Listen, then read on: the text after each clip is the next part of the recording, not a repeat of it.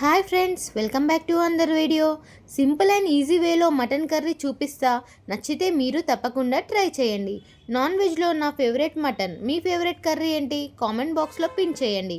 ఒక గిన్నె తీసుకొని 4 స్పూన్ల ఆయిల్ వేసి చెక్క, లవంగాలు, ఇలాచీ, సాజీరా వేసి 2 ఉల్లిపాయలు, 4 పచ్చిమిర్చి, పుదీనా వేసి వేగాక హాఫ్ స్పూన్ పసుపు, 1.5 స్పూన్ అల్లం వెల్లుల్లి పేస్ట్ వేసి శుభ్రంగా కడిగిన 1 కేజీ మటన్ తీసుకొని ఇందులో వేయాలి. తర్వాత 2 స్పూన్ల ఉప్పు, 2 స్పూన్ల కారం వేసి కలిపి మూత పెట్టుకోవాలి. 5 నిమిషాల తర్వాత చూడండి, మటన్కి మంచిగా ఉప్పు కారం పట్టింది. ఇప్పుడు 1 లీటర్ వాటర్ పోసుకొని 20 నిమిషాలు హై ఫ్లేమ్లో ఉడికించండి.